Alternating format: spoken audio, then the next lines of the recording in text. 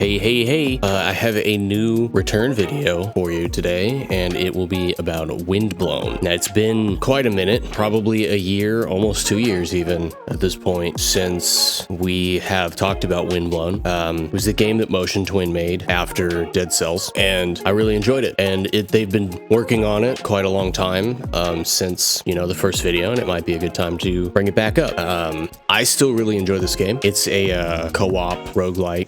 It's very similar, I would say, to Hades in terms of the way that it plays. And Motion Twin know what they're doing with this. I really like it. I still enjoy it. They've added quite a few branching paths, quite a few new achievements, and character skins and whatnot since the last time. For example, there should be easily more than just the fungal swamp. I don't remember if the fungal swamp exactly was in... Yes, okay. The last time we were here, the fungal swamp was a level, but at the time it was the only branching level. And now you have the Sanctuary as a branching level, and you have the Lost Archipelago as another level. So now you could basically take a complete alternate path to reach the end game, and I'm sure at some point the in-game incubator level is going to have its own branching final boss, and I'm scared to think how that's going to go. But since then, I have played this more than you'd expect, like a lot more. They have added an endless mode, and there are character skins related to the endless mode, including beating it on like multiple loops and beating this game on, well, it may have been there before, but I only just now got them for up to the Cataclysm difficulty. At this point in time, I have every character skin now, minus, let's say, like the guinea pig, like alpha one is the only one I don't have.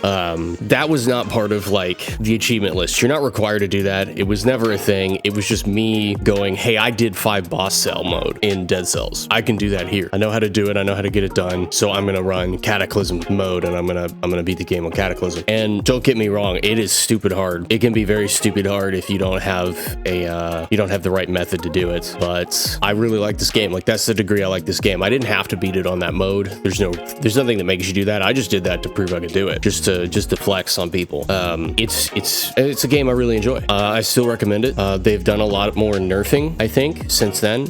Probably during the original video or during the very early runs that we had of this game. When you were in co-op, for example, you would die, and it would put everybody else in like a one-hit knockout mode, like a one-hit KO mode, and they basically reworked that because people were complaining it was too hard on a game that's hard. But now you kind of have a way to try to get the revived players back. It's still very difficult. Don't get it twisted. It can still be pretty stinking hard to do that, but it's not quite as ruthless as it was. But you can definitely turn it up. Like I said, they have 5 different additional difficulty settings, and it will get quite difficult to finish a full run like that. So, play that at your own risk.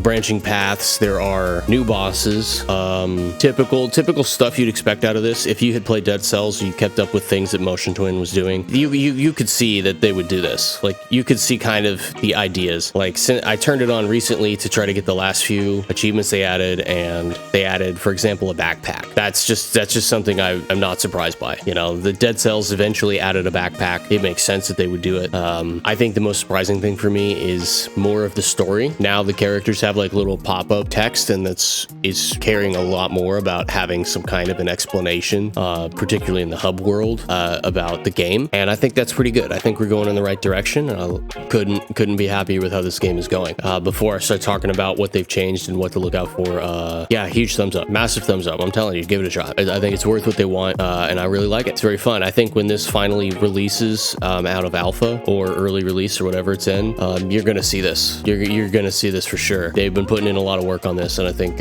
when this goes on, let's say the Switch, or this goes on PS5 or wherever it goes, that everybody might catch on that this is something that you're gonna want to play. As far as achievements, I don't want to go over previous ones, so I'm gonna bring up a couple of the new ones since the previous video. But keep in mind, all of the other achievements are still here, and we're up to about 25 and we are starting to make things kind of difficult to do this game. Nothing that I think is too outrageous, but the time investment is definitely getting a bit much. It's increasing. And I am curious if we're gonna hit a point where they try to do what Dead Cells did and add defeat bosses without taking damage achievements, which would really make this tough if they do that. But currently they don't. It's still definitely doable. And let's go over a couple of the simpler ones, I think. Reaching the Sanctuary and reaching the Archipelago are both individually one. Those are new biomes.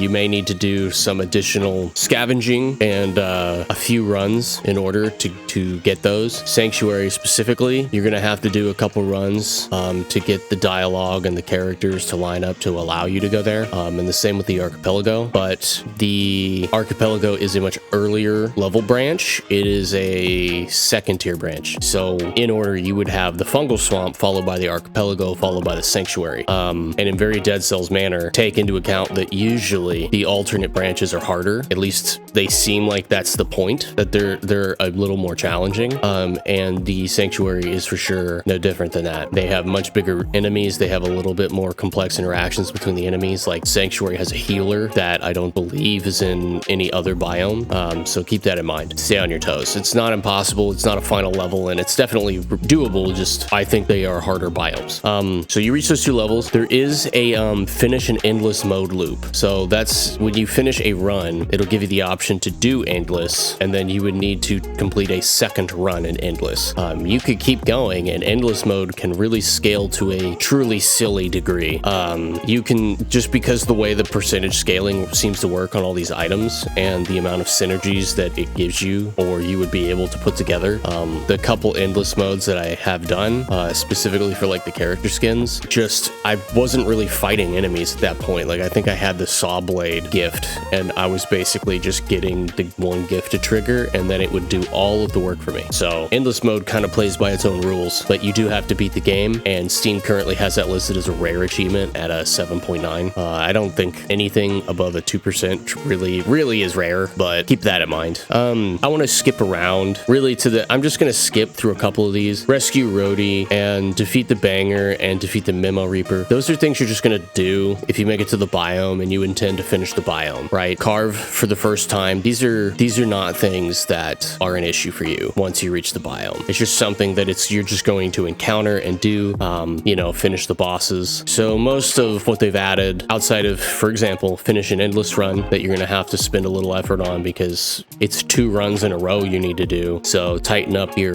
synergies probably. Try not to make as many mistakes. The two that are actually a problem that they have added are very similar between the two of them, which are, just for the sake of combining them, it is Stonecutter and Original Copy, which find a way to escape the vortex and repair Kubrick's hammer. Currently, the Kubrick's hammer is the rarest one the game has, but they both have the same problem. They are hard, but not because they're difficult. They both require a special secret path and basically a random event to happen in their individual biomes. For Stonecutter, you need just the event has to happen in the Sanctuary, and you have to be using the base axolotl skin. Keep that in mind. It sucks. That's too many things for you to have to do, but from what I was told, it was the base axolotl, and that's what I used. I don't know if it can happen any other way, but you also need an actual just random thing to happen. And it's one thing for the Kubrick's hammer event to happen in the Archipelago when it's the second level, and you can blitz the second level relatively simple, but you still have to hunt around and try to get that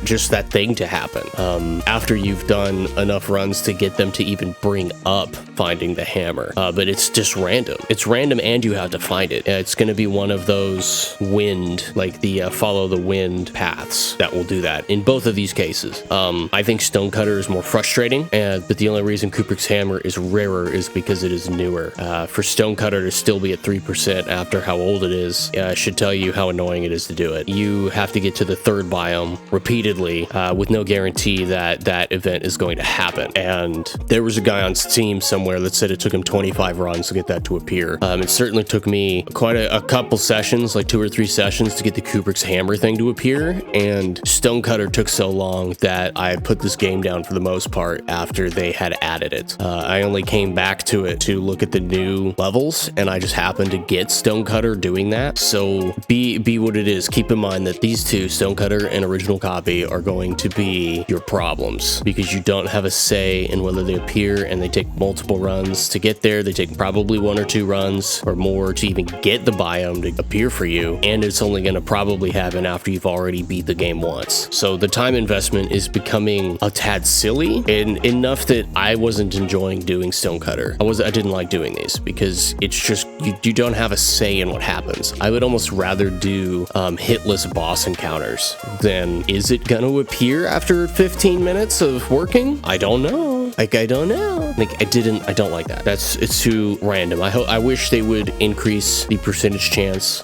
They're both basically a story-based thing. So why is it so rare? Why is it this hard to get that to appear? That should be easier to get, or it should be pretty much guaranteed that it happens until you get it to happen, and then it goes away. So I don't know why they've done this. It's my main complaint. Keep in mind, you're gonna have to do pretty much all of the previous achievements, beat the game, all of that stuff. You're gonna have to basically boss it through 2 more biomes, and then you need to do the 2 random events. But otherwise, it's not got too bad outside of the randomness grinding ones. But I really want to see where this game goes and how much better this game goes in the future. Like, I'm excited for it. I really want to see what we do with this. But for the outro of the video, I would say that yeah, I'm still trying to record a couple things. It's too loud around here recently for me to record during normal time, so I'm just trying to sneak in a Windblown return. By the time this video comes out, surely the Forza return, the second Forza return, would have happened, and I don't know what to call these anymore, because am I going to keep coming back to the game? Because Windblown is probably going to do what Dead Cells did. It's probably going to do what Forza did. I mean, it's in early access. Can you blame them? We might come back to this 1 or 2 times, because this is absolutely a temporary 100% again. So maybe we'll be back. We'll see. It's very fun to watch this game kind of develop over time from where it was. If you made it to the end of this video this far, I mean, thanks. If you have any games you want me to try out, or recommendations, or you want to leave, a fun comment, let me know. Have you beat this game? Did you beat Cataclysm 5? Can you do it? It's quite tough. If you did, let me know. I want to see how many people actually not only have this but can beat it like that. But yeah, I'm gonna get out of here. I will see you next time. Bye.